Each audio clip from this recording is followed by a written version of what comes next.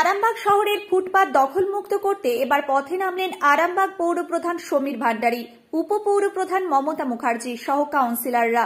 সঙ্গে ছিলেন পৌরসভার সার্ভেয়ার এবং আরামবাগ থানার পুলিশ আধিকারিক ও কর্মীরা। বৃহস্পতিবার তারা জনবহুল আরামবাগ বাসস্ট্যান্ড এলাকার রাস্তার দুপাশের হকারদের সঙ্গে কথা বলেন, ফুটপাত ছেড়ে তাদের ব্যবসা করার পরামর্শ দেন। এ ব্যাপারে নিয়মিত মনিটরিং করা হবে বলেও পৌরসভার পক্ষ থেকে জানা গেছে। হকার বন্ধুরাও পৌরসভা এবং পুলিশকে সব রকম সহযোগিতার আশ্বাস দিয়েছেন।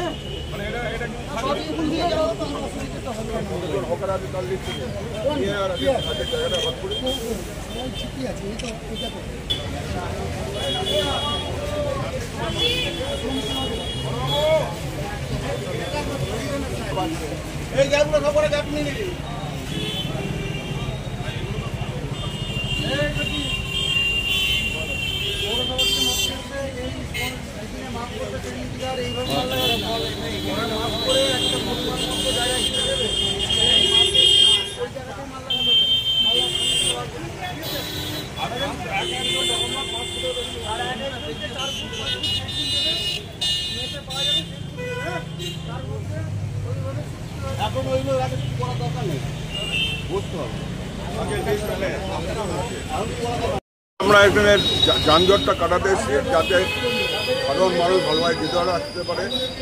এই যে ফুটপাতের ওপর সব হাঁড়ি কড়া রেখে দিয়েছে, এগুলো ওদের সরিয়ে নিতে বলছি। এইসব দেখে নিয়ে আমরা তারপর যারা রাস্তায় ফল বিক্রি করছে তাদের জন্য কি ভাবছেন? ফল বিক্রি ওদেরও আমরা ওখানে সলভ করে দেবো ফুটপাতের ওপর। পুনর্বাসন দেবেন? হ্যাঁ। আর হকারদের যে পুনর্বাসনের চিন্তা ভাবনা আমরা এর আগে পল্লীশ্রী এবং কালীপুরে হয়েছিল বিলক্ষী জায়গা, সেটা নিয়ে কী ভাবছেন? কোথায়? পল্লীশ্রী এবং কালীপুরে যে হয়েছে, এখন এগুলোটা আগে সারিয়ে তারপর ওদিকটা দেখে। আজকে আমরা বেরিয়েছি আরামবাগ পৌরসভা এবং আরামবাগ প্রশাসনিক যে আমাদের থানার থেকে একসাথে যৌথভাবে যে আরামবাগের যে এটা একদম জনবহুল যে রাস্তা, যেটা একদম আমাদের এই হসপিটাল রোড, এখানেতে আমাদের যে হকার ভাইরা আছেন তারা হয়তো কিছু কিছু ফলের দোকান থেকে শুরু করে এখানে খাবারের বিভিন্ন দোকান থেকে তারা তাদের দোকানের যে পরিসীমা তার বাইরেও কিন্তু খানিকটা করে এগিয়ে যাচ্ছেন। এটা যাতে তারা না করেন আমরা আজকে অনুরোধ করতে এসেছি এবং আমরা আরামবাগ পৌরসভার পক্ষ থেকে তাদেরকে কোনো কোনো দোকান 4 ফুট, কোনো কোনো দোকান 5 ফুট আমরা জায়গা দিয়ে দেবো। দেওয়ার ফলেতে আমরা যেটা দেখব যে তারা কতটা এটা কার্যকর করছেন। তারা আমাদেরকে প্রত্যেকেই বলেছেন যে না আমরা এটা মানবো এবং আমরা আজকে এই সেই সমস্ত দোকান যারা গ্যাসের এখানে ওভেন জ্বলছে, এখানেতে বিরিয়ানি রান্না হচ্ছে, তাদেরকেও আমরা বলেছি যে এইভাবে করবেন না, একটা বিপদ হয়ে যেতে পারে। তো আরামবাগ পৌরসভা চেয়ারম্যান সহ আমাদের সমস্ত কাউন্সিলর সহ আমাদের নেতৃত্ব সকলেই আমরা বেরিয়েছি এবং তাদের কাছে অনুরোধ করেছি এবং এই জন্যই যে একটা যানজট মুক্ত আরামবাগ শহর যাতে আমরা পাই।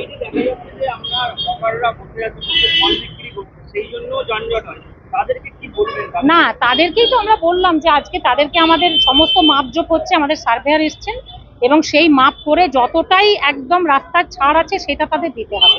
আজকে সেটা তাদেরকে জানানো হয়েছে এবং কাল পরশু থেকে এটা ইমপ্লিমেন্ট হবে। আমরা প্রতিদিন এটা মনিটরিং করব। আমরা এটা একদম সুষ্ঠুভাবে যাতে এই রাস্তাটা যতটা রাস্তা সেটা যেন রাস্তার মতনই থাকে। দেখুন, আমরা তো আশাবাদী কথা শুনবে না এই নেগেটিভ ভাবনা নিয়ে কিন্তু আমরা আসিনি।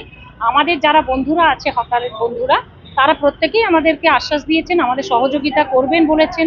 তো আগে দেখা যাক না কি হয়, সেটা না হলে তখন আবার পরবর্তী ক্ষেত্রে তাদের নিয়ে বসা বা কিছু মিটিং করা বা আমরা কিছু স্টেপ নেবো কিনা সেটা তাদের জানাতে হবে।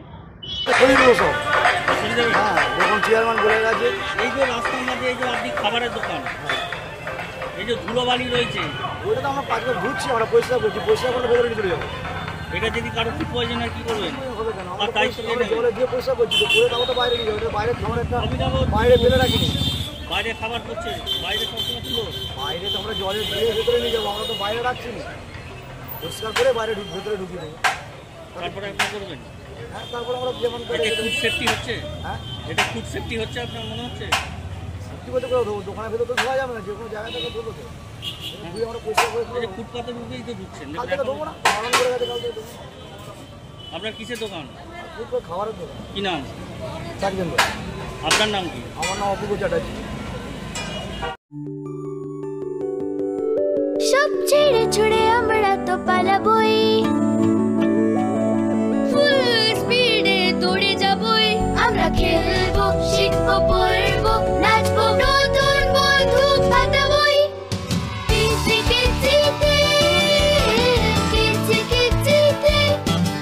বাচ্চাদের কিডজি থেকে দূরে রাখা অসম্ভব। কিডজি, ইন্ডিয়ার ফেভারিট প্রি স্কুল।